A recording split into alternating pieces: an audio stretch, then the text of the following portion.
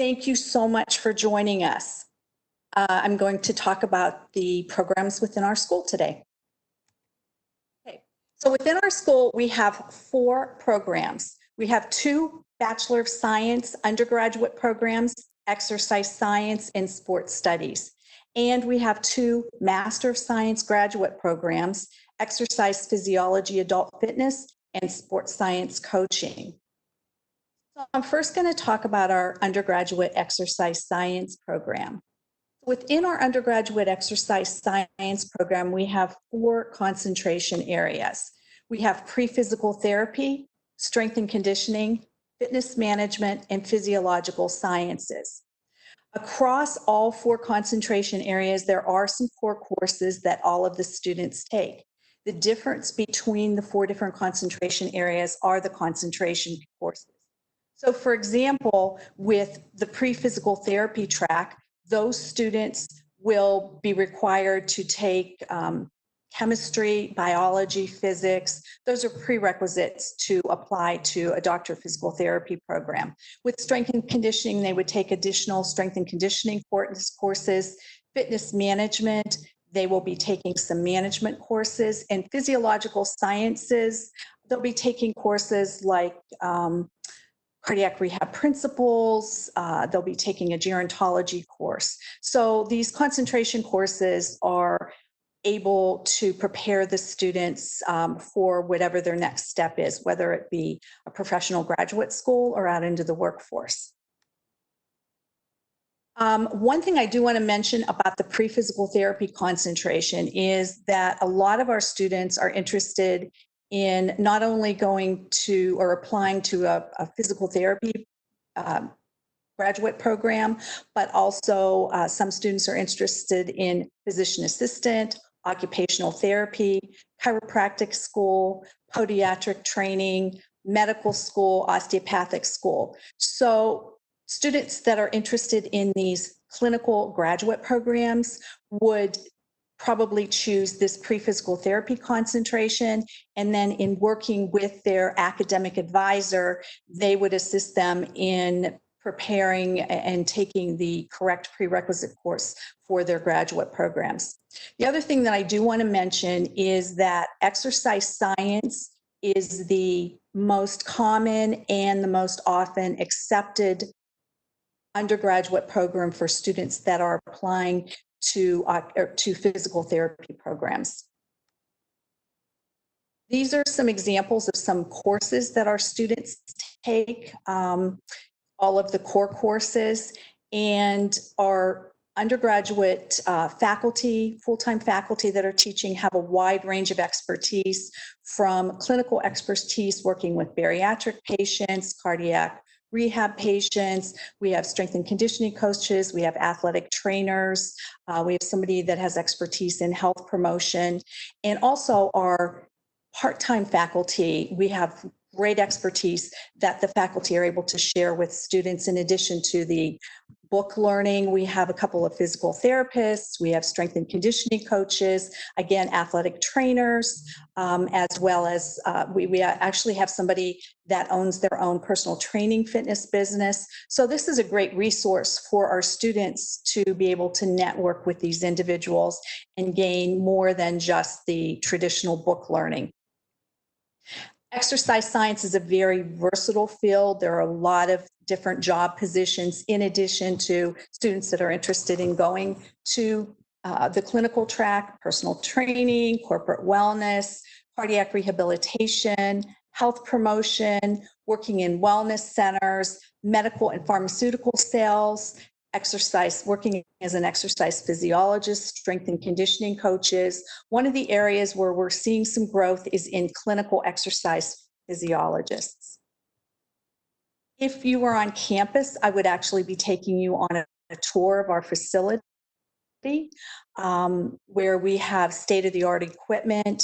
A lot of the equipment is equipment that students will be using once they're out into the workplace. So here in this top picture, you can see this glass-looking chamber. This is actually a barometric chamber where we can actually change the barometric pressure and then measure differences in physiological responses at different altitudes. Students are from their very first freshman year are exposed to these pieces of equipment, and then as they progress through the curriculum, they are eventually getting hands-on training where they're learning to do such skills as blood pressures. They're learning to do stress tests. They're learning to run and read AKGs and, a lot of other fitness tests. Just a couple more pictures of our human performance laboratory and our body composition laboratory. We have a very active undergraduate exercise science organization.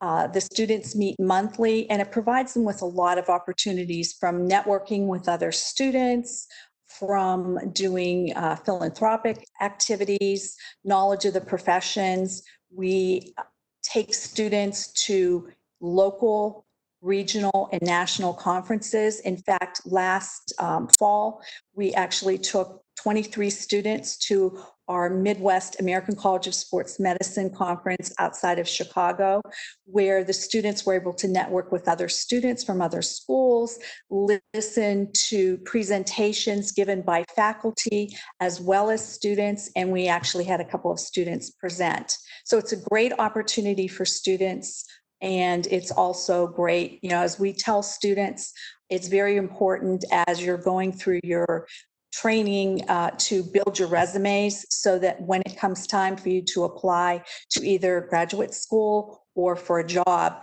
you're well-versed in a lot of different areas. There are also at the university learning communities. So there are there's an exercise science learning community as well as a sports studies learning community. And here, students that are in these learning communities actually take some classes together. There's also living learning communities where the students actually live in the same facility and they're matched with students that have similar interests. Our program is very, very focuses a lot on experiential learning for our students. So not only are they learning in the classroom, but they're also learning out in the field, out in the community, and also working with other professionals, students that are in health professions. So there's a lot of interprofessional learning.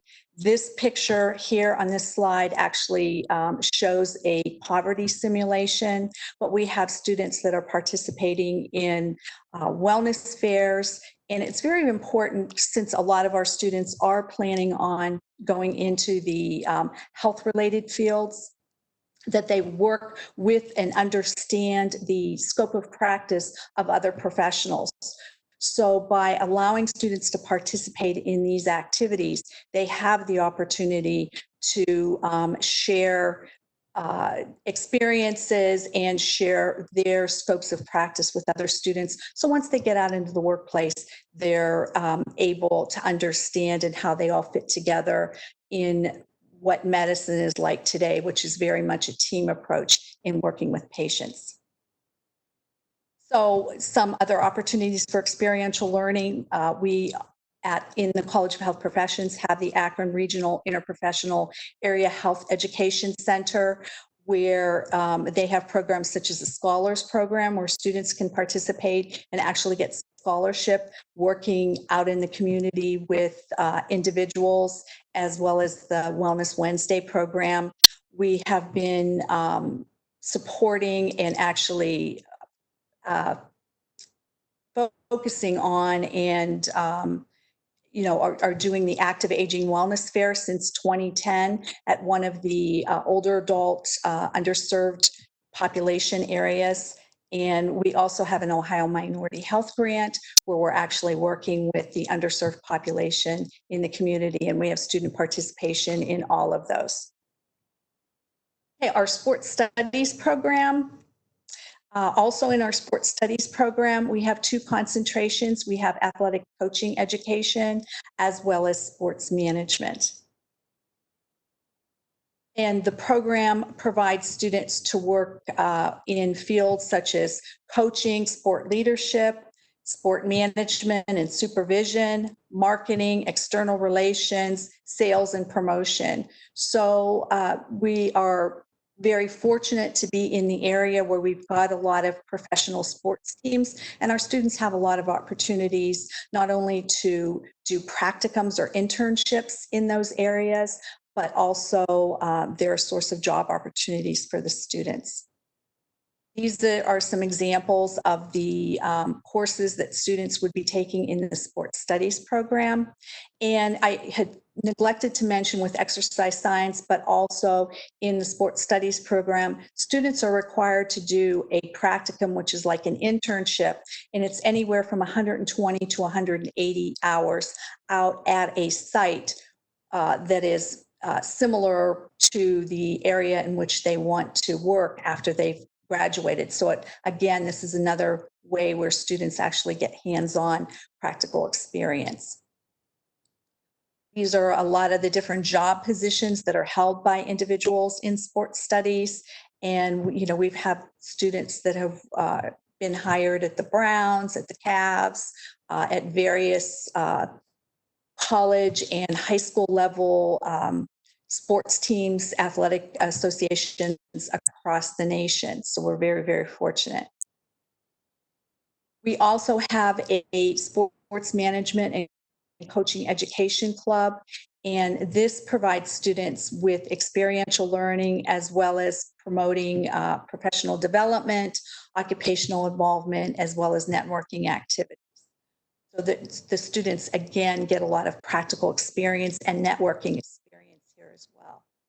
We also have a student sports camp this summer, and you know it's been going on for 10 years under the direction of Dr. Mike Duve, where we provide the camp for 3 weeks now for students from ages about 6 to about, you know, through the teen years.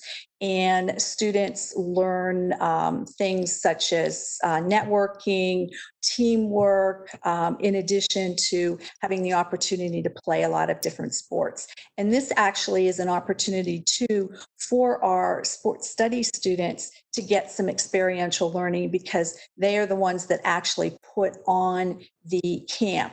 They decide what activities are going to be done. They promote the camp. They do everything to put to hands-on experience what they're actually learning in the classroom. And it's been very, very successful. In fact, we have had some students that started when the camp started, you know, back 10 years ago, and they actually have come in as junior camp counselors helping with this as well. So it gives even the students that aren't in college yet some experience. We're involved in a lot of different community activities. And, you know, here are some of them. This is the Active Aging Wellness Fair, and also Wellness Wednesdays. We also have students from area high schools that come in, and we have our students demonstrating and working with them as well to show them what the field is all about and what they'll be learning in college. Okay, and that is the end of my presentations, and I am going to now turn it over to Becca Tilton, who is one of our undergraduate students in exercise science, and she's going to talk to you about what it's like to be a student at the University of Akron and also our program. Thank you, Dr. H. So I am a undergraduate exercise science major with a concentration in physiology. I started at Akron in music education, so not related really, but ended up switching. I've always been into sports. I've always loved like exercise and that kind of thing. So I decided to change my major and found the sports science program, and I really kind of just fit into it. It was easy to like make friends who are interested in the same things as you. I chose the physiology route because it was the most like umbrella type concentration where you have a lot of options after you graduate, and it's not just like a grad school route or anything. And I didn't really know what I wanted to do after my undergrad when I first transferred into this degree track. So I think I just kind of picked it on a whim, knowing that I didn't have to choose right away. My plans now, I would like to go to grad school for occupational therapy. So I'm in the process of applying for that right now. I guess I should mention I'm going into my senior year this fall. So, but yeah, you can pretty much pick any of the concentrations and make it work with any type of grad school plans or even just plans after undergrad in general. The advisors are all really nice and like super willing to help you work with different like classes that you would have to switch out or things that you need to add to your schedule in order to make whatever your plans are work for you. Um, Overall, for exercise science, like our labs in our classrooms, most of them are in InfoCision Stadium, which is really nice.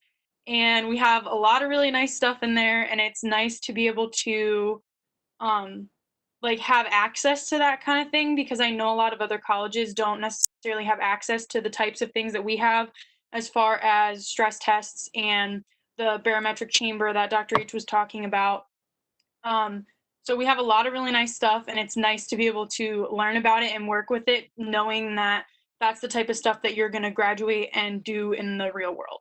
Um, Advice for people coming to college in general, especially like even if you don't end up doing exercise science, finding like part-time jobs either on campus or right around campus with someone that you can like network with that's not necessarily just like your basic minimum wage job is going to be really beneficial to you. On campus, like if you're in exercise science, you can always try to apply to the rec center or different like exercise related things, or if you were, there's a ton of campus jobs. So that's always nice.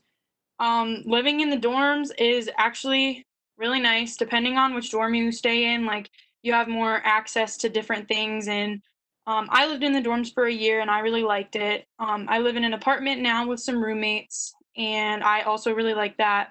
I think it just depends on your lifestyle and how you are as a person, like cleanliness and everything, and like with your roommate situation. And then my last point I would say is that having friends, I have friends pretty much in every concentration of exercise science and sports studies. So I have like friends who are in pre-physical therapy. I have friends who are in the coaching concentration. I have friends who are in strength and conditioning. And having friends in every concentration is nice because first of all, you have friends. And second of all, that means like networking for the future, because you're all going to be growing up together essentially, and you're all going to be going through grad school together and all that kind of thing. But especially if you have a couple of those friends who stay in the same area as you, like that means referrals in the future. Like if I have a PT friend who graduates PT school and I'm an OT, then we can kind of refer back and forth to each other, and it kind of works out nicely because you know people and you know their work ethic from school, so you can kind of judge that once they get out into the real world too.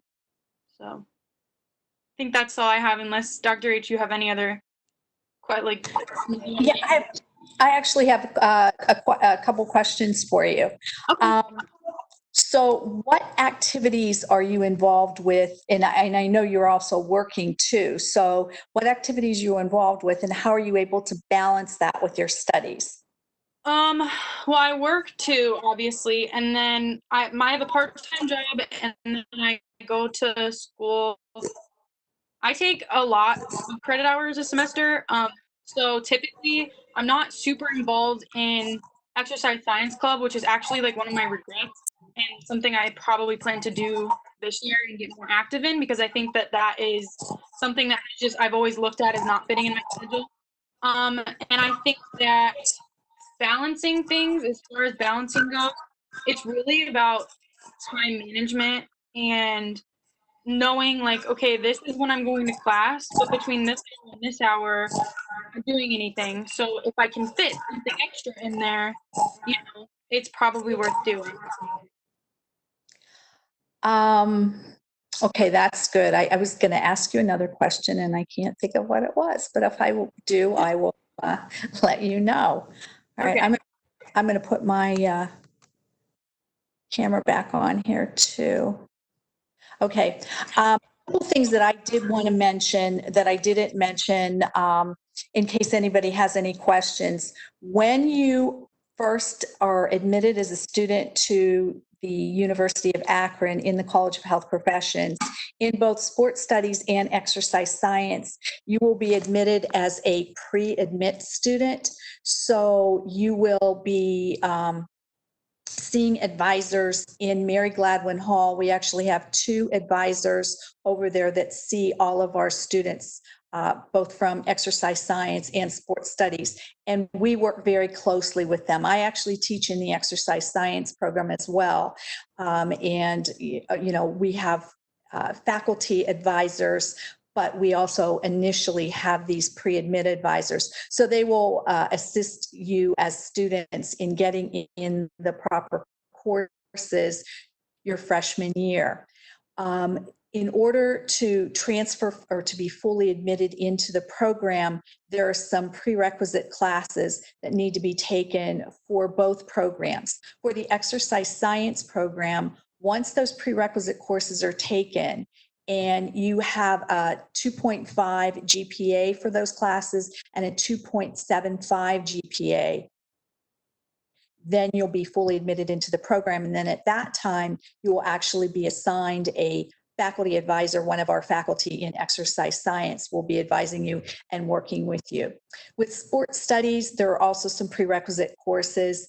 Students in those prereq courses, again, need to achieve an average of 2.5, and they need to have a 2.5 GPA to be fully admitted into the program. Now, those students for help assistance in registering for classes will still see the advisors in Mary Gladwin Hall, but for professional advice, for career advice, they are also assigned a faculty member, one of our faculty members in our sports studies program.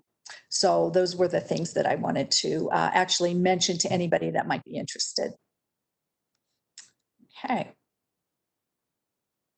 And that's actually the end of the presentation.